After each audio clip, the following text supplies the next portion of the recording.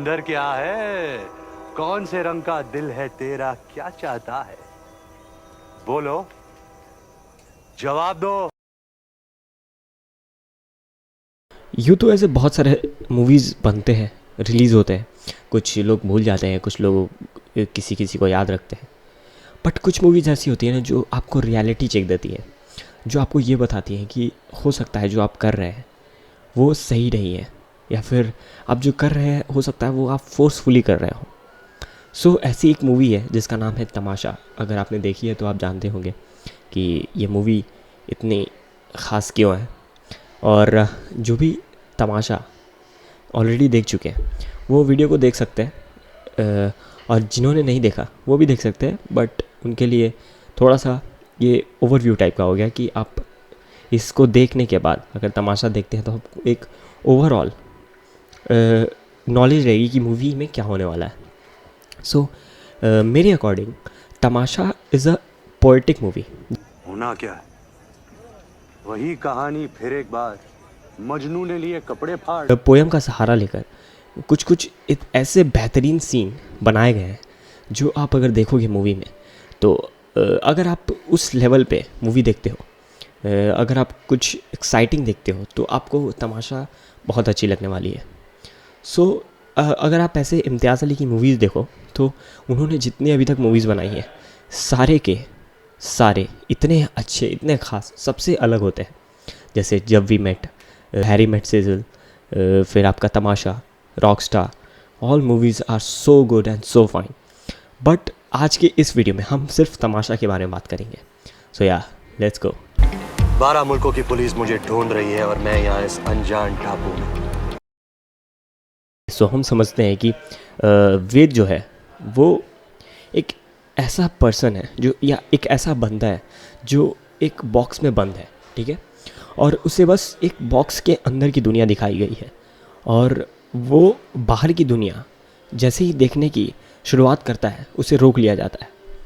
So later on जब वेद तारा से मिलता है तब वेद ये रियलाइज़ करता है कि वो जो खुद, जो उसके अंदर की रियल पर्सनालिटी है वो सिर्फ तारा के साथ ही वो एक्सप्रेस कर पाता है, other than his family members और फ्रेंड्स और कलीग्स।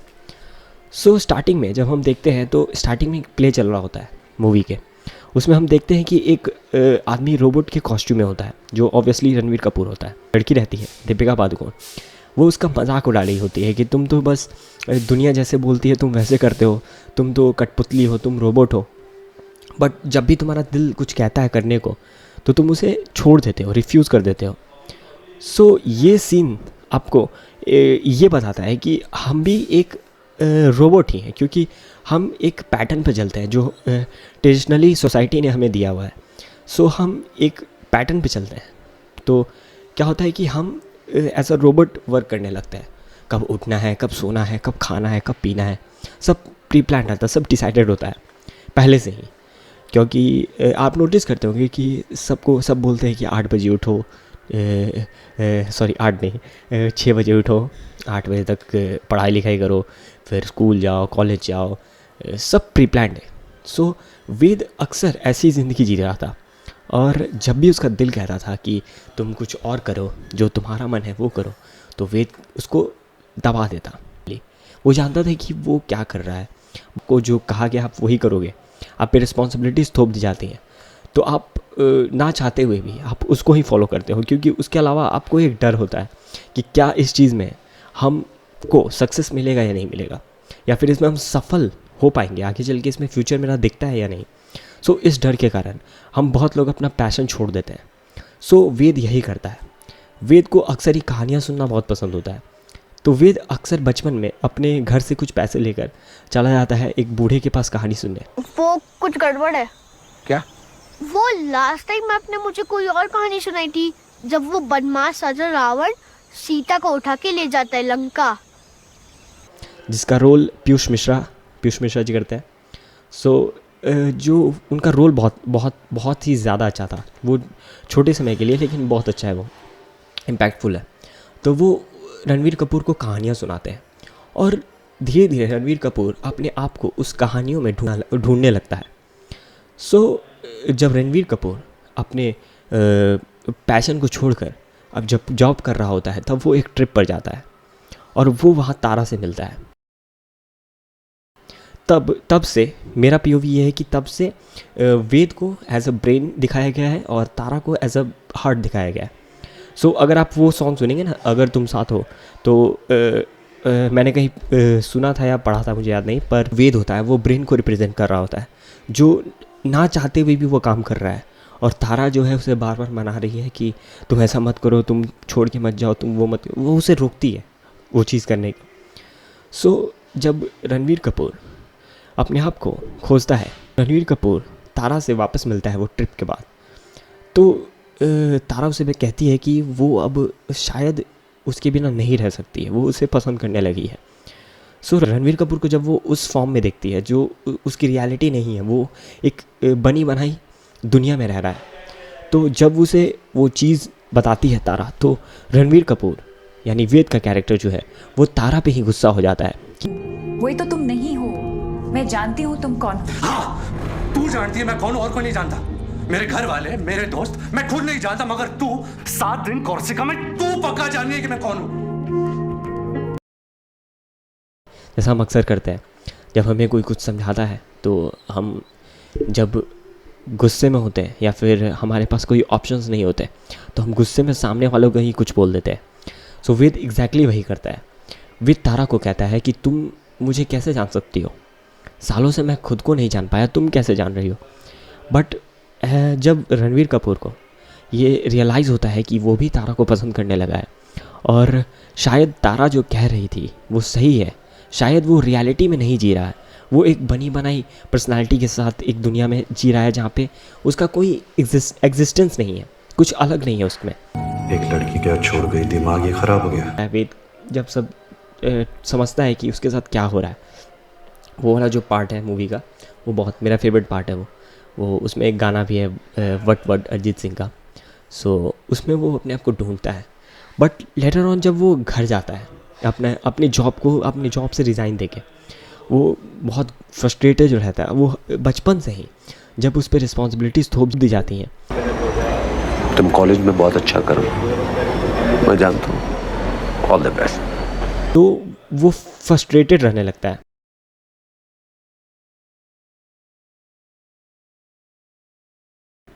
जब वो ट्रिप पे था तब वो ठीक था, वो बिल्कुल नॉर्मल था, बट जैसे ही वो वापस जॉब पे आता है तो उसकी फ्रस्ट्रेशन थोड़ी और बढ़ जाती है। पर जैसे ही वो तारा से वापस मिलता है तब वो समझता है कि शायद तारा सही कह रही है और उसे शायद अपने आप को ढूंढना चाहिए, और वो कंफ्यूज हो जाता है, उसकी रियलिटी यही है जबकि वो उसकी रियलिटी नहीं थी। तो तारा उसे छोड़कर चली जाती है, बट रणवीर कपूर को ये रियलाइज़ होता है कि वो भी उसके प्यार में है, वो भी उससे प्यार करता है। सो रणवीर कपूर सब चीज़ छोड़कर, अपनी जॉब, सब कुछ छोड़कर वापस अपने घर आता है, और जैसे ही उसके फादर उससे पूछते हैं कि तब कब जा रहे हो, तुम्हें जाना नहीं है, तब वो उसे रियलाइज़ होता है कि अब उसकी कहानी कुछ हद से ज़्यादा ही कॉम्प्लेक्स होती जा रही है। तो क्या करता है, वो जाता है एक बूढ़े इंसान के पास, वही बूढ़ा इंसान जो उसे बचपन में कहानियाँ सुनाता था। बूढ़ा इंसान है, वो अब बहुत ज़्यादा ही कमज़ोर और बीमार रहता है। सो वो उसके पास जाता है और उससे कहता है कि मैंने बहुत सारे पैसे कमा लिए हैं और मेरे पास बहुत सारे पैसे हैं, तो तुम ये रखो और मुझे कहानियाँ सुनाओ, मुझे कहानी सुनाओ कि क्या होने वाला है। वो अपनी कहानी उसे बताता है कि लड़की लड़के से कहती है कि तुम वो नहीं हो जो मैंने सोचा था, मैंने तुम्हें आज़ाद पंछी समझा मगर तुम हो लकीर के फ़कीर, और चली जाती है। हाँ। लड़का हिल जाता है, उल्टी सीधी हरकतें करने लगता है, उसे नौकरी से बाहर निकाल दिया जाता है, वो अकेला हो जाता है। अब इसके आगे क्या होता है? अब पीयूष मिश्रा का जो कैरेक्टर है वो उसे अलग अलग कहानियाँ सुनाना शुरू करता है। नहीं है, हाँ? ये वेद की कहानी है। कौन? वेद। मैं। ये बंदा जंगलों में नहीं चला गया, ये शहर में ही रहता है। उसे पर वो नहीं समझ पाता कि ये पहले वो उसे टार्जन की कहानी सुनाता है, तो वो उसे कहता है कि नहीं, ये मेरी कहानी नहीं है, तुम मेरी कहानी सुनाओ। तो 2-3 कहानियाँ सुनाने के बाद पता नहीं रणवीर कपूर का टेम्पर, वेद का टेम्पर जो है वो डगमगा जाता है। अरे क्या बकवास कर रहे हैं आप? मैं क्या पूछ रहा हूँ और आप क्या बता रहे हैं? अरे क्या पूछ रहा है? मैं अपनी कहानी पूछ रहा हूँ, मेरी कहानी। तू है कौन? क्यों आया? मेरी कहानी में आगे क्या होता है? छोड़ा जो बूढ़ा इंसान होता है वो उस पर गुस्सा आ जाता है कि तुम अपनी कहानी मुझसे क्यों पूछ रहे हो? अपनी कहानी मुझसे पूछ रहा है? कहा यार। जब ये बात वो कहता है, वो एक लाइन कहता है उससे कि क्या है तुम्हारे अंदर, तुम चाहते क्या हो? ये लाइन के कारण वेद का दिमाग क्लिक करता है। मैं क्या चाहता हूँ? रियलाइज़ करता है कि अब तक मैं वो कर रहा था जो लोग कह रहे थे, मैंने कभी वो नहीं करा जो मेरा खुद का मन कह रहा था। ये बात सुनकर वेद वहाँ से निकलता है और अचानक से वो बिल्कुल ही एक ऐसा था कि सोल, या फिर आप किसी पक्षी को आप पिंजरा खोल दो और उसे बाहर निकाल दो तो वो इतनी खुशी से बाहर उड़ता है जैसे उसके लिए पूरा आसमान खुल चुका है। वैसे ही वेद वहाँ से निकलते ही वेद भागता हुआ, झूमता हुआ मस्ती में अपने घर चला जाता है। मैं कहानी सुनाऊं? हाँ हाँ सुना, बहुत दिन हो गए।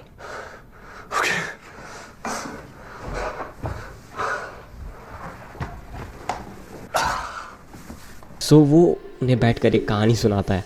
उसमें वो कहता है कि एक लड़का था जो सबके कहने में, मतलब सबका कहना मानता था, और वो कहता था कि जिस रेस में मैं भाग रहा हूँ मैं उसी रेस में भागूंगा, और एक दिन वो इस रेस में भागते भागते मर जाता है और उसकी एंडिंग हैप्पी नहीं है।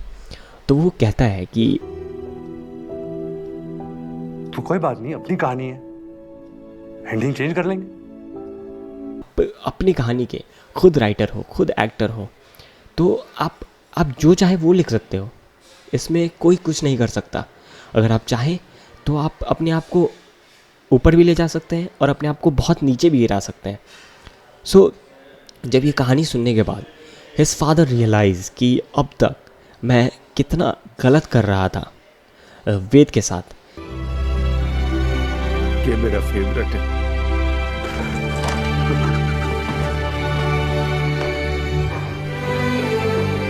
आखिर में Ranveer Kapoor is free now.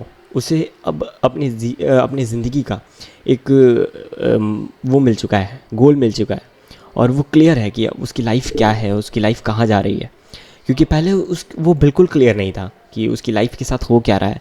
उसे लगता था कि वो एक डिब्बे में बंद है और कोई और उसकी ज़िंदगी कंट्रोल कर रहा है। सो ऐसा हो रहा था। जब वेद तारा से मिलता है तब तारा रियलाइज़ करते हैं कि अब शायद वेद अब रियलिटी में अपने आप को जी रहा है। सो यहीं पे कहानी वो दिखाता है कि, और वेद को शुरू से ही एक थिएटर आर्टिस्ट, एक्टिंग का बहुत शौक था, तो वेद एक एक्टर बनना चाहता था, थिएटर में काम करना चाहता था। सो लेटर ऑन वो आगे चलकर इसी चीज़ को कंटिन्यू करता है। दीपिका पादुकोण का कैरेक्टर उसके साथ हर जगह जाकर थिएटर में प्लेस दिखाती है। सो मूवी यहीं ख़त्म होती है। पर मूवी आप इसकी डेप्थ में, अगर आप मूवी देखोगे तो आप कितने डेप्थ में जाओगे कि आप अपने आप को वेद में देखोगे, कि आपको लगेगा, और आपको खुद ही तारा बनना होगा। आपके लिए कोई बाहर से तारा नहीं आएगी, तो आपको खुद तारा बनना है, आप खुद वेद हो। अपने आप को खोजो और कोई आपको बचाने नहीं आएगा। अगर आप कहीं डूब रहे हो, अगर आप अपने अंदर डूब रहे हो तो आपको कोई बचाने नहीं आएगा। अगर कोई बचा सकता है वो तो सिर्फ आप खुद हो।